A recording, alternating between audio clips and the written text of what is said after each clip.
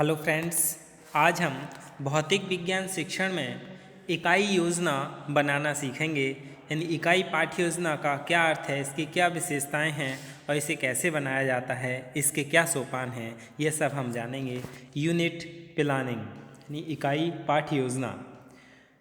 प्रत्येक इकाई को पूर्ण करने के लिए बहुत से पाठों यानी जो इकाई होती है, जैसे एक इकाई में एक यूनिट में 4 चैप्टर होते हैं, 8 चैप्टर होते हैं, बहुत से पाठों या टॉपिकों प्रकरणों की योजना बनाई जाती है। प्रत्येक पाठ इकाई का ही एक भाग होता है जो कि इकाई के आगामी पाठ के विकास में सहायक होता है। यानी जो पाठ होता है वो इकाई के का ही एक भाग होता है।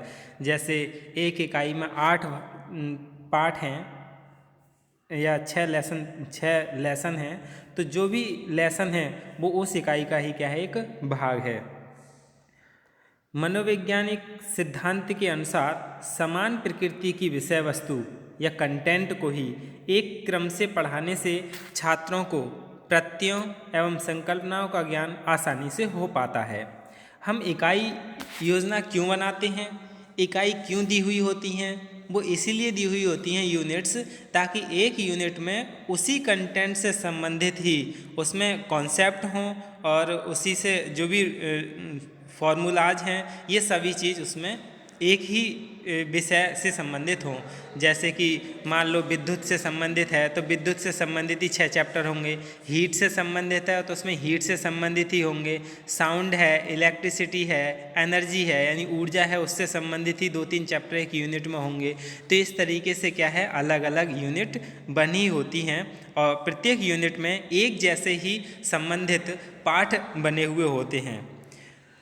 मस्तिष्क की एक विशेषता यह होती है कि वह समान विशेषताओं वाले ज्ञान के पारस्परिक संबंधों तथा तथ्यों को समग्र रूप से यानी एक साथ समग्र रूप से प्राप्त करना चाहता है।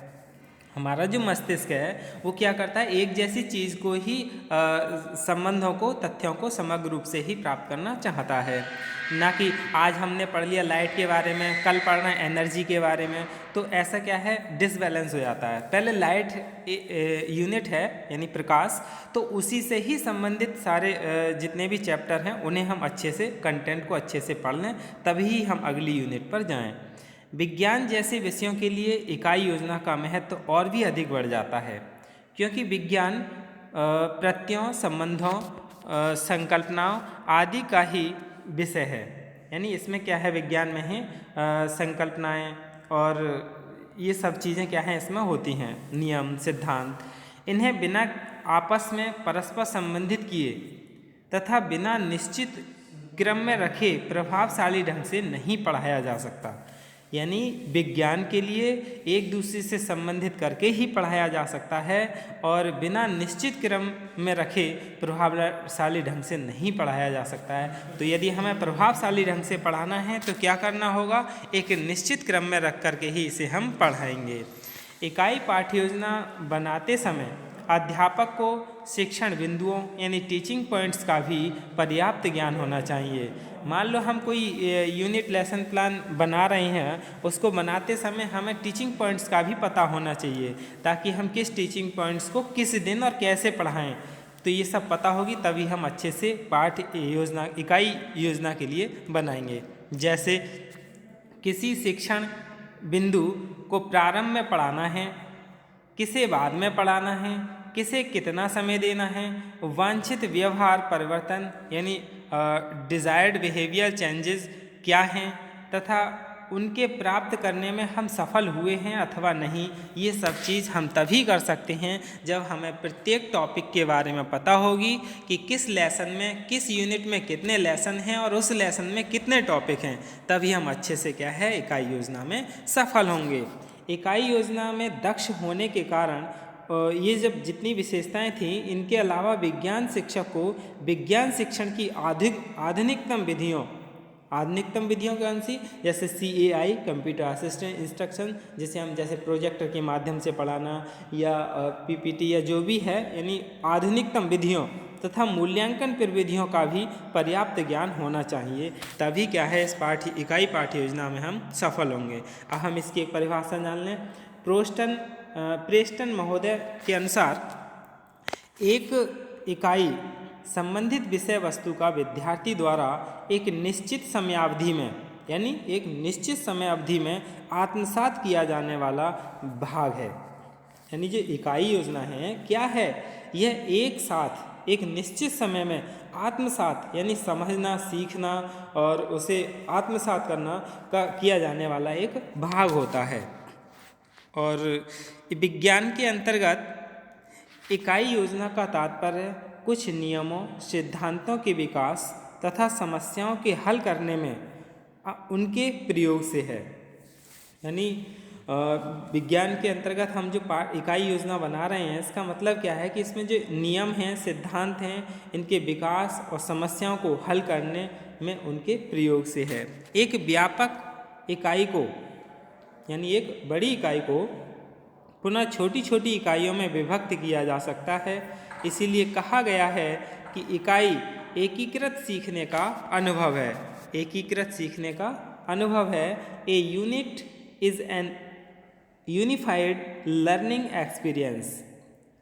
मतलब क्या है, इकाई सीखने के एक महत्वपूर्ण क्षेत्र पर आधारित शिक्षण की एक योजना है। इकाई क्या है कि सीखने के एक महत्वपूर्ण क्षेत्र पर, मान लो जो क्षेत्र में, जिस क्षेत्र को हम सीखना चाह रहे हैं, जैसे कि हम साउंड के बारे में, ध्वनि के बारे में सीखना चाह रहे हैं, तो उसी पर आधारित ही शिक्षण की एक योजना बनी होनी चाहिए।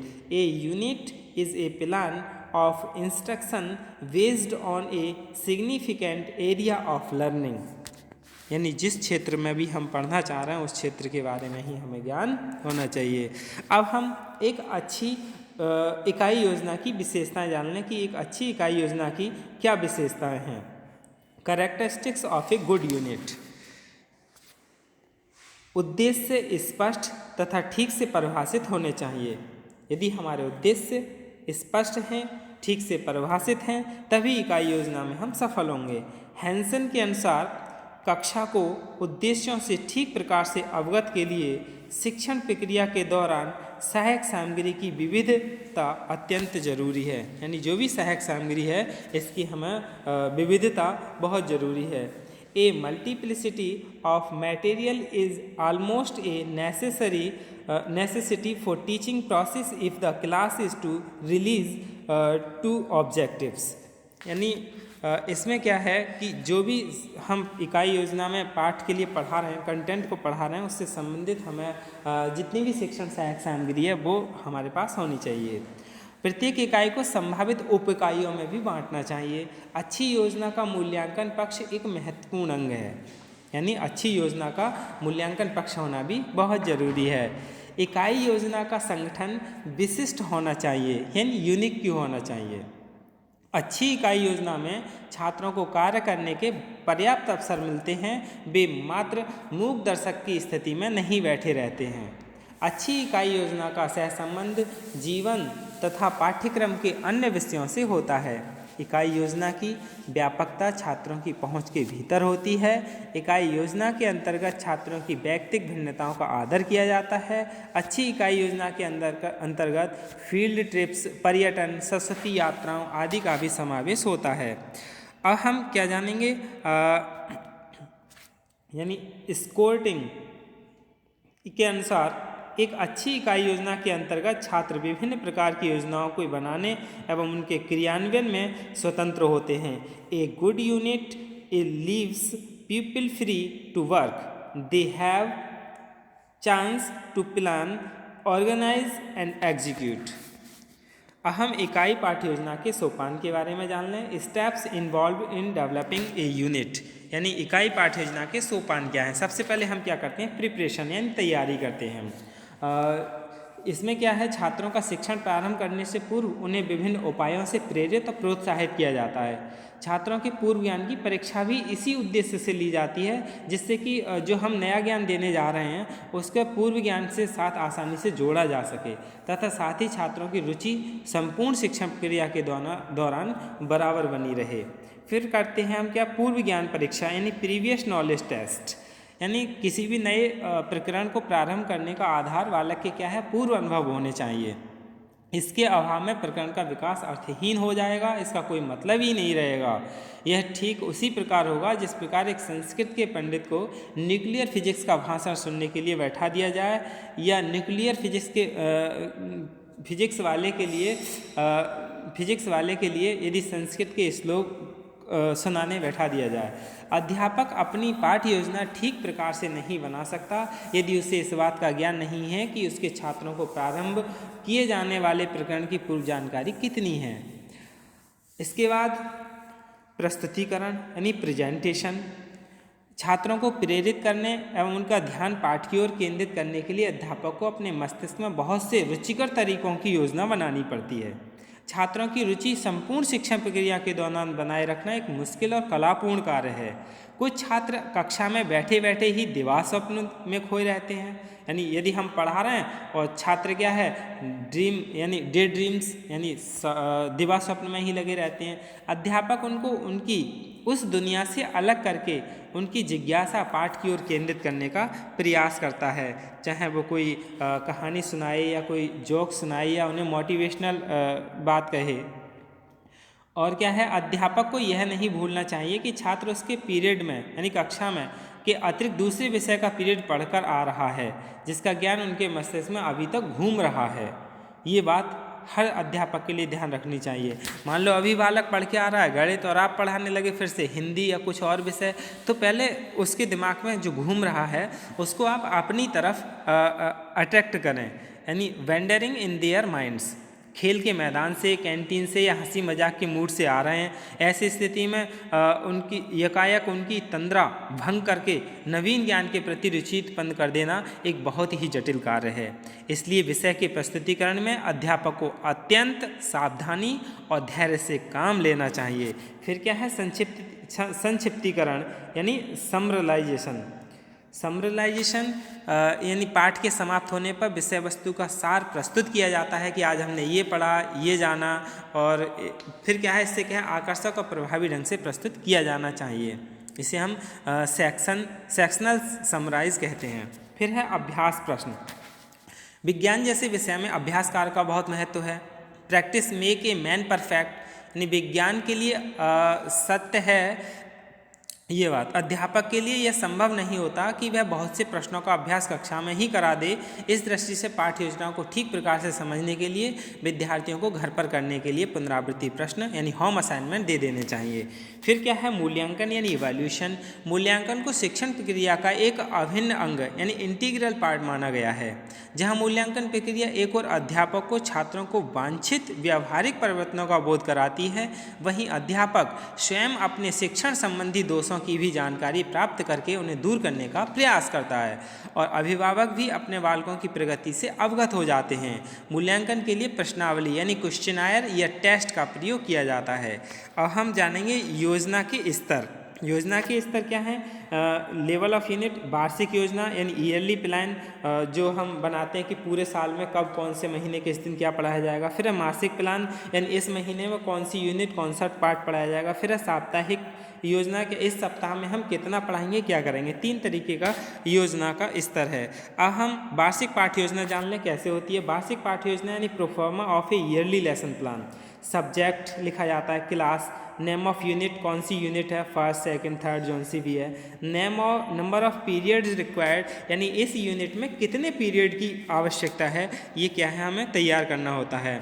अब जो हमने सारणी आगे बनाई है उस पर वर्ष भर में हमें भौतिक विज्ञान की कुल 6 इकाइयों जैसे heat, light, sound, electricity, magnetism, energy, इनको 6 विशिष्ट उद्देश्यों की पूर्ति करते हुए पढ़ाना है। यदि विद्यालय समय सारणी में भौतिक विज्ञान पढ़ाने के लिए 60 कालांश मिले हैं तो इकाइयों तथा उद्देश्यों के लिए पृथक पृथक कालांशों का विवरण करेगा। जैसे कैसे करेगा, मान लो उद्देश्य हमारे क्या है, ज्ञान यूनिट है, अवबोध, प्रयोग, दक्षता, रुचि, अभिवृत्ति, इतने सारे हमारे उद्देश्य हैं। यूनिट कितनी है, 6 यूनिट हैं। और कालांश कितने हैं, जैसे मान लो पहली यूनिट में ज्ञान के लिए हमें 18 कालांश की ज़रूरत है, अवबोध के लिए 15, प्रयोग के लिए 8 और दक्षता के लिए 10 तो इतने सारे क्या है हम इन्हें टोटल कर लेते हैं तो हमें कुल कितने 60 कालांश की आवश्यकता होगी। तो वार्षिक योजना के पश्चात अध्यापक इकाई योजना तैयार करता है, यानी पूरे वर्ष भर की योजना तैयार करने के बाद फिर इकाई योजना तैयार करता है कि इस इकाई योजना के माध्यम से शिक्षक को यह ज्ञात रहता है कि उसे इकाई के अंदर कितनी पाठ्य योजना का ज्ञान छात्रों को देना है, पाठ्य वस्तु में किन किन शिक्षण बिंदुओं पर बल देना है, किन किन विशिष्ट उद्देश्यों की प्राप्ति करनी है, ये सब क्या उसे करना होता है। अब हम इकाई योजना जान लें कैसे बनाई जाती है। यूनिट लेसन प्लान, इसे वार्षिक योजना के बाद बनाया जाएगा। एक इकाई को पूर्ण करने के लिए उसे बहुत सी पाठ्य योजना बनानी होती हैं, इसी को इकाई पाठ्य योजना कहते हैं। अब कैसे बनाते हैं इसे? इकाई पाठ्य योजना यानी दिनांक, विषय, उपविषय, प्रकरण, कक्षा, कालांश, समय, ये सब कुछ क्या लिखा जाएगा और पाठ्य योजना संख्या भी लिखी जाएगी कि कितनी है। इसमें क्या है, पाठ्य वस्तु, विशिष्ट उद्देश्य, परिलक्षित व्यवहारिक परिवर्तन, शिक्षक क्रियाएं, छात्र क्रियाएं, सहायक सामग्री और श्यामपट्ट कार्य जो भी हैं, फिर है मूल्यांकन, फिर पुनरावृत्ति प्रश्न, कक्षा कार्य, गृह कार्य, यानी ये सब कार्य बच्चे से कराए जाते हैं। तो इकाई पाठ्य योजना हमने जान लिया। इकाई पाठ्य योजना के लाभ जान लें क्या क्या हैं। इकाई पाठ्य योजना के लाभ यानी सामान्य विशिष्ट उद्देश्यों के स्पष्टीकरण में सहायता मिलती है। इससे क्या है, छात्रों के ज्ञान का विस्तार, कौशलों, रुचियों, अभिवृत्तियों का विकास होता है। प्रजातांत्रिक वातावरण में छात्रों की व्यक्तिगत विभिन्नताओं को ध्यान में रखते हुए शिक्षा संबंधी सुविधाएं प्रदान की जाती हैं और छात्र का आत्मविश्वास, धैर्य, साधन संपन्नता यानी रिसोर्सफुलनेस उन्नत होते हैं। इस योजना में महत्वपूर्ण परिणामों की ओर ध्यान केंद्रित किया जाता है, छात्रों की आवश्यकताओं पर उचित ध्यान दिया जाता है। यही क्या इकाई पाठ्य योजना के लाभ हैं। धन्यवाद।